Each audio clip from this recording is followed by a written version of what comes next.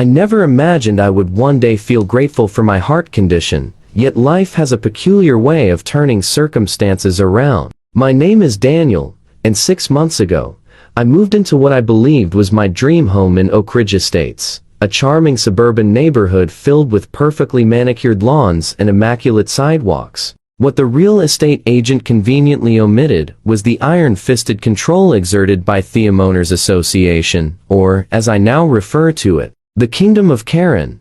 Karen Winters, the HOA president, had already earned a notorious reputation among residents long before my arrival. She was a woman in her mid-50s with an impeccably styled blonde bob that appeared to be held in permanent submission by hairspray. Much like how she sought to maintain absolute control over the neighborhood, my first encounter with her occurred just 3 days after moving in, when she left a bright neon pink notice on my door complaining that my garbage can had been visible from the street a full 4 hours before collection day. "Just following the rules, Daniel," she said with a saccharine smile when I attempted to reason with her. "Rules keep our property values high and our community beautiful. You'll understand once you've been here longer." What I eventually came to understand was that Karen did not merely enforce the rules, she derived an almost euphoric pleasure from discovering violations. Her daily inspection walks became legendary, with residents hurriedly scrambling to avoid her sharp eyes that could detect a single blade of grass half an inch too tall from 50 paces away.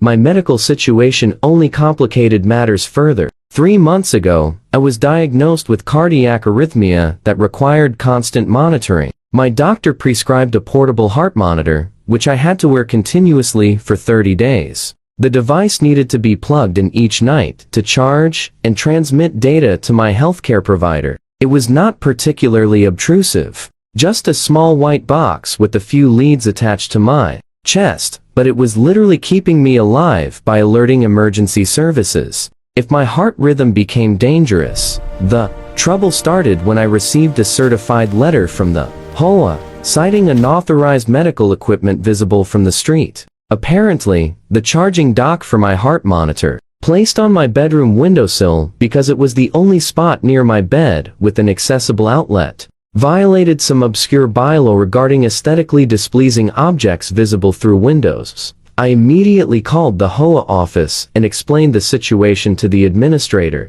who promised to note it in my file, yet the very next day, Karen herself appeared at my door, rulebook in hand, reading verbatim from Section 12, Paragraph 4 about window displays. "I understand it's medical equipment, Daniel," she said in a patronizing tone, "but rules are rules. Perhaps you could move it to another room, or maybe place it behind a decorative screen. The neighbors have been complaining." I seriously doubted any neighbors had actually complained about a small white charging dock that was barely visible unless someone was deliberately peering in with binoculars.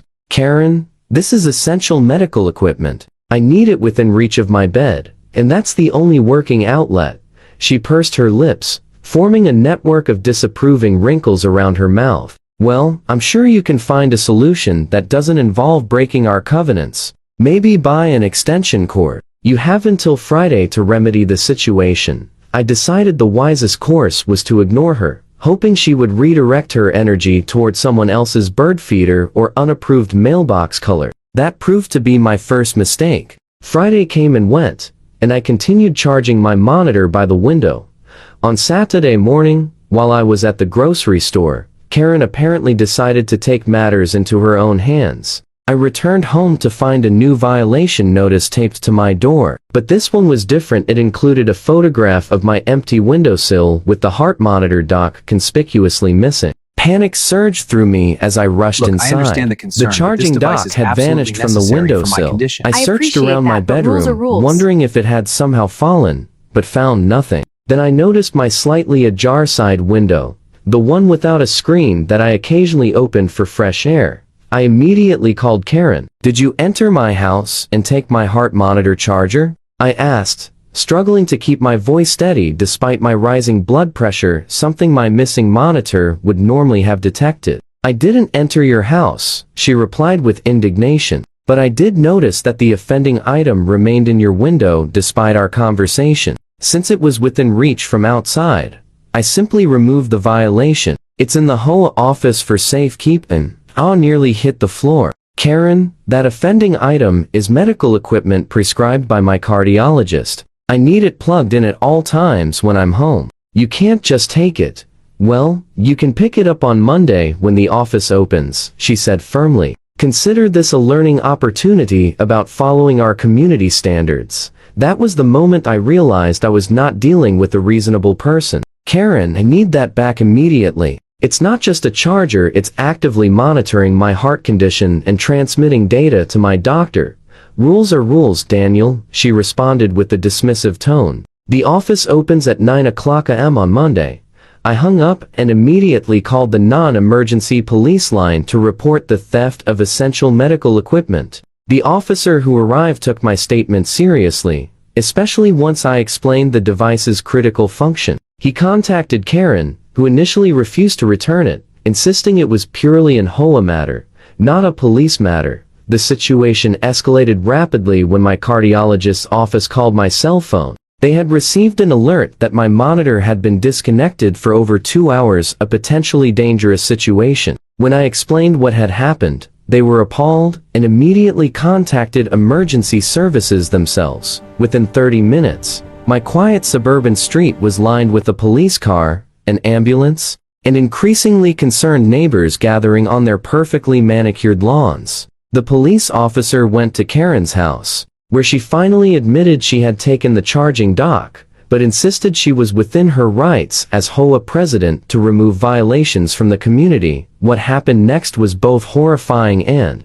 in a strange way, deeply satisfying. As Karen argued with the officer on her porch, still refusing to return my property, I began to feel lightheaded. The paramedics, who had been monitoring me since their arrival, immediately detected an irregular heartbeat, the very condition my monitor was meant to track. Sir, we need to get you to the hospital right now, one paramedic said urgently while helping me onto a stretcher. Your heart rhythm is destabilizing.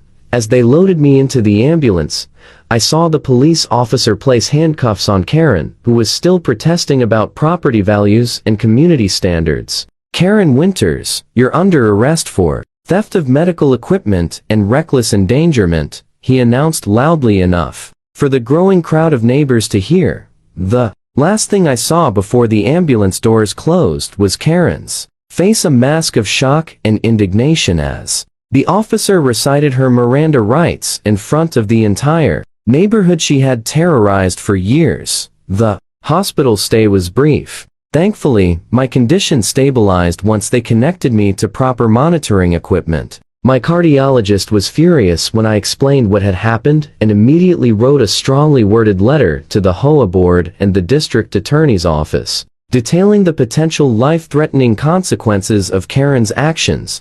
Karen was charged with criminal trespass, theft, and reckless endangerment, the latter a felony given the medical nature of the equipment she had taken. Her defense that she was acting in her official capacity as HOA president crumbled when the HOA bylaws were examined and found to contain nothing that granted the president authority to remove items from private property, regardless of visibility from the street. The judge was particularly unsympathetic, especially given Karen's complete lack of remorse during the preliminary hearing. Mrs. Winters, the judge said with clear disbelief, you disconnected a heart monitor because it offended your aesthetic sensibilities. This court takes a very dim view of placing property values above human life.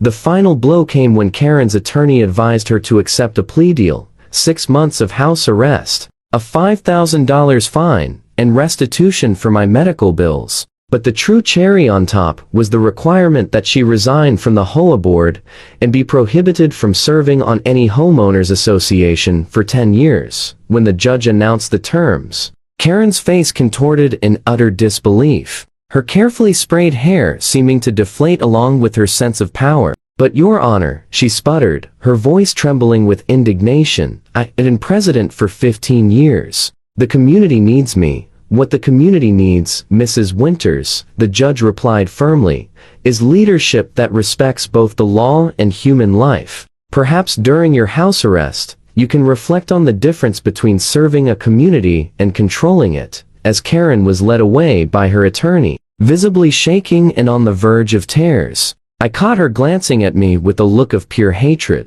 but for once, all her rules, all her power, all her petty tyranny could not protect her from the consequences of her actions, and somehow, that felt like the most valuable property in the entire neighborhood.